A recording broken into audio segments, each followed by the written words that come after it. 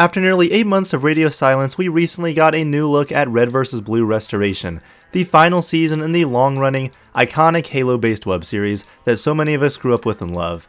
And I'm quite happy that we finally get to discuss this once again, as the past, 8 months have just been a pretty agonizing wait, just waiting to finally hear some more news about this new season, especially after it was delayed from last fall. But yeah, Red vs. Blue Restoration was announced last summer with a teaser trailer, and many fans, including myself, talked and speculated about just what this final season exactly could be. The trailer revealed that Epsilon was running different simulations at the very end of Season 13, right before his death, maybe gave some hints about Seasons 15, 16, 17, and most importantly, the horrible Red vs. Blue Zero maybe being retconned. People just went crazy speculating about all of that, and we found out that both Bernie Burns and Matt Hullum were both returning to write and direct this season, respectively, which was quite exciting. And I still really like that trailer, especially the tone I feel that it was setting for the season. And then, after that trailer came out, we heard nothing for months, and then a few weeks ago it was announced, of course, that Rooster Teeth would be shutting down. Which isn't really surprising, all things considered, the way the company has been falling apart the past few years, but, I mean, it's unfortunate, obviously. Rooster Teeth, Achievement Hunter, all those guys, they were integral parts of the early years of online gaming content.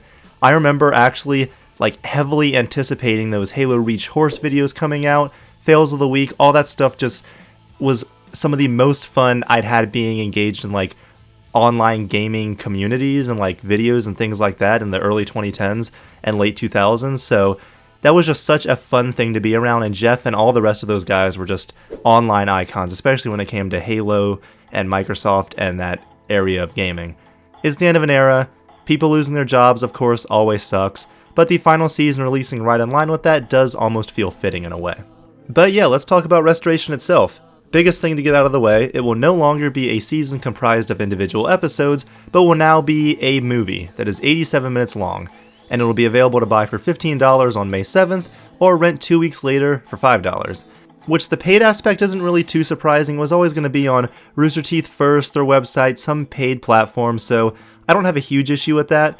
Now, them taking down all the previous seasons from YouTube is a giant problem though, and they deserve all the backlash that they got and are still getting from that. But this trailer itself, what exactly is going on in it? First of all, it is introduced by Bernie and Matt, which just seeing them again is really nice, and I do appreciate them opening the trailer. And Restoration is going to be taking place, it seems, all in Halo Infinite, which isn't really surprising if you watched the teaser trailer last year. And I'm a little mixed on that at the moment. Most of the characters do look fine, they look like what you would expect these characters to look like in Halo Infinite. Obviously this was filmed a while ago before all the proper armor and cross-core fixes and coatings and all that stuff was fixed, and even today, the customization in Infinite is still filled with issues, but it is better than it was back in 2021. And obviously if they made it today, then all the characters would be a lot more accurate to their previous looks. None of it bothers me too much, except for a couple things, like Caboose especially is wearing the ugly Mark V Zeta that was in the game years ago instead of the actual Mark V that they later added that looked a lot better. I really don't love how he looks, especially since, and this goes for all the characters, but the design and colors of their armor is such a big part of these characters and how you feel when you look at them. Even someone like Wash, who we do see in the trailer, looks not like himself because I guess there's no way for them really to do the black armor with the yellow accents like he's had in the previous, 5, 6 games. There's just no coding in the game that is black and yellow, I guess, for them to be able to do that. So all that stuff does throw me off a little, but obviously they couldn't have really done anything about it. It does kind of remind me of back when they had this similar problem in Halo 4 in Seasons 11, 12, and 13 for Caboose, because the Mark V wasn't in Halo 4 at launch, but they were actually able to work that into the story, and of course Caboose got that helmet a little bit later on. Either way, not really Rooster Teeth's fault, or Bernie's, or Matt's, or anyone. The blame goes to 343 and Microsoft, per usual. And this whole trailer is pretty brief, and the plot can basically be summed up with the Meta and Sigma have returned, and it's up to the Reds and Blues to stop them. We do see Epsilon talking to Griff, Sarge, Simmons, and Caboose, so it's still not clear what exactly is going on in that conversation. It might be a simulation, is previous stuff that happened a simulation. I am kind of glad they're keeping the context of this scene a mystery for now. It could be a message left by Church, who knows, we're really just not clear at the moment. I will say, I do think the characters in this trailer sound better than they did in Zero, where They changed the voice filter that they've always used in Red vs. Blue, and I just thought it made a lot of the characters sound horrible. It just sounded like the actors in the studio with like crystal clear quality and no effects. Tucker? Huh? Is that you, Wash? Thank God. You're okay, Tucker. And it may still be the same filter as the one they were using on Zero. Maybe they've changed it slightly to be a little bit better, but I do think it's an improvement at least. We also hear Caboose speak, who of course is not voiced by Joel, after he was fired essentially a while back, so now we have a new actor doing a Joel impression who I previously heard in like some PSAs, and especially the death battle they did like a year or two ago. Okay, there's one last story to tell. And he's fine, I guess. It didn't bother me that much, and it is a little distracting, especially if you're going to be coming right off the previous seasons, and as this kind of being a big, way to cap off the entire show, it is kind of weird that Caboose just sounds different than he always has been, but I'm hoping I'll just kind of forget about it over the course of the story.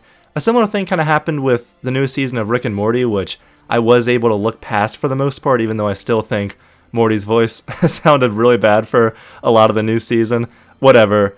Sarge's shotgun also as well is not there, obviously, because Infinite still doesn't have a pump-action shotgun, for whatever reason. Another thing, not Rooster Teeth's fault, but unfortunate. Like I said, we do see Wash in the trailer and hear him in what looks to be the same hospital, I think, where Season 17 ends, and he's once again recovering from his brain injury and bullet wounds, so if they did keep everything canon though, would still have his brain injury. They wouldn't have retconned it and gotten rid of it with the dumb chip like what happened in Zero, which was so stupid. And just in the brief clip we do see of Wash and hear of Wash, Shannon McCormick, as always, is giving a great, very emotional performance. That definitely was one of the standout, biggest things that stuck with me from the trailer, was just that great emotional moment with Wash. The mission's over. We failed. He won't stop. He'll kill us all. Listen to me. And it makes me excited to just really see his character again, since I love Wash, and I know most people do. And the trailer ends with clips from a scene that looks to take place in Blood Gulch with the Meta fighting the Reds. And as the trailer starts leaning into the second half, it does transition to a more serious tone towards the end. The Meta pulls out a sword, and that combined with a few other shots we see in the trailer seem to all imply that Tucker is still inside the Meta suit after the events of Season 13, and he's under some kind of manipulation by Sigma, just like Maine was, who of course became the Meta. And we do see Sigma at the end as well. So that is an interesting direction to go if true. I do hope we actually see a good amount of actual Tucker this season, especially since he's such a fan favorite and was done so dirty in Season 16, and especially Zero. So I am a little apprehensive about that. I hope they can balance out the time well. But this could be a really cool new way to approach the Meta, who was already in the show, of course, for 3 seasons he was the main antagonist.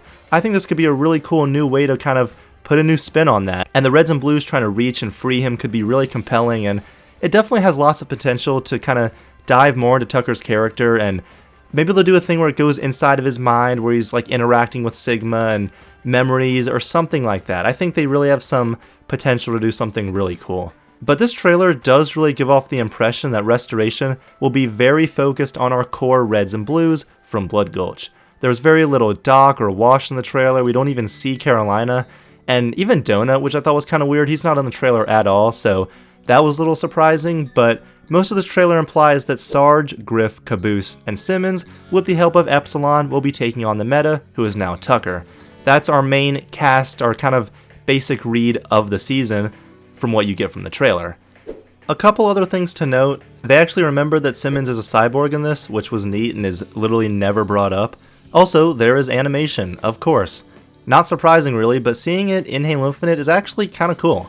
I will say, I think it looks pretty good, and I think it blends into the environments well from what they've shown in the trailer. I will say that it seems like there is a lot of animation, probably at least half the trailer was different animated scenes, so I do hope it's able to balance it well with normal machinima and try to keep the animation to just bigger action scenes. But what we do see of the action I think looks good. Not perfect, not Monty of course, no one will ever replace Monty, and they're not really going for that kind of look anymore.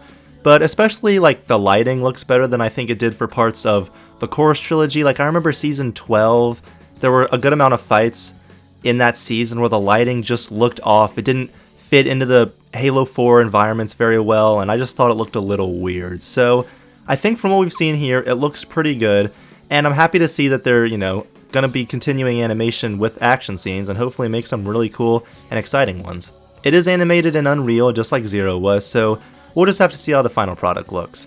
Also, Sigma, like I mentioned, shows up at the end, not played by Elijah Wood, obviously, because I'm sure he is doing other things or just relaxing, whatever Elijah Wood is doing now.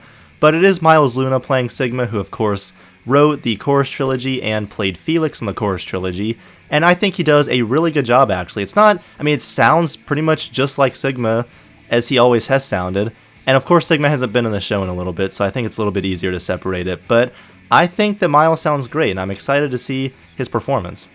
It was announced a while back that Trocadero would not be composing the music for Restoration, which I think is such a huge loss, because the music in Red vs. Blue is such a big part of the series' identity, the series' just tone and vibe. Like, when I think back on many of the best scenes in the show, the music is such an important part of that, whether it's the Blood Gulch Blues, the tone that Contact established in the Chorus Trilogy openings in Season 11 and Season 12, or Church's Death with that final transmission track, all great. So that's a bummer. Here's hoping they'll at least be able to have some composers that can really channel the proper tone of the previous music.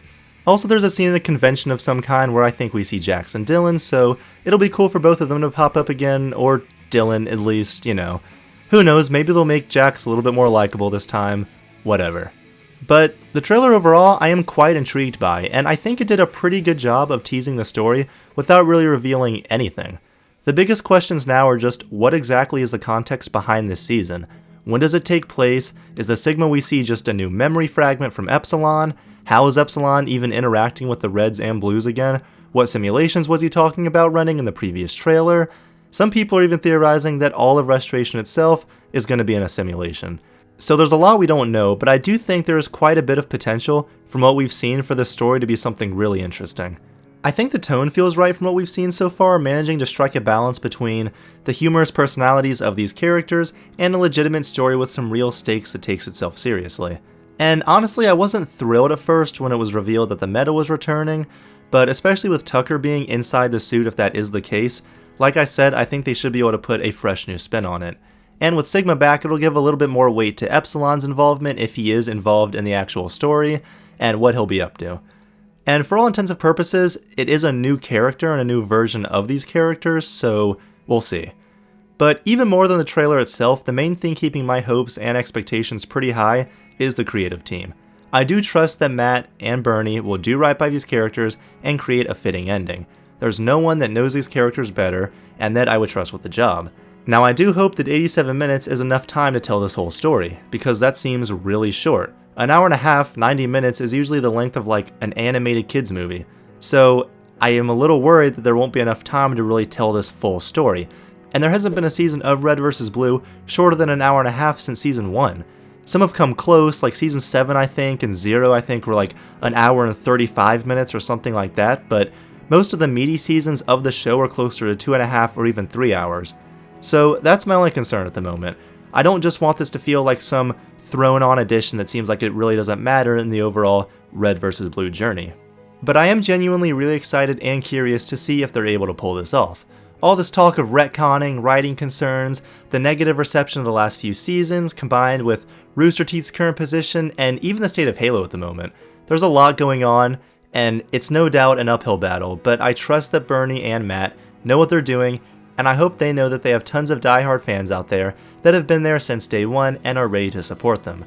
It will be sad, finally saying goodbye to all these characters that we've come to know and love, and long-running stories like this rarely end on a high note, so I am hoping for the best, and I'm really excited and looking forward to discussing with you guys when it releases. This is just such a fun community to be a part of, and we'll all be there together, watching on May 7th, seeing whatever happens together. So that is where I'm going to end this. Leave your guesses and theories in the comments below. What are your predictions? Will the show end with the line, "Why are we here?" or some variation of it? Probably. I feel that's obvious. It was even in the trailer, as it should be. So yeah, enough rambling. I will have a review of Restoration out, I'm sure, and I'm also planning on doing a season ranking of the show once Restoration is out as kind of a follow-up to my previous big Red vs. Blue video. So stay tuned for that, and on that note, I am going to go start my series rewatch, and I will see you guys on May 7th. Thank you all for watching.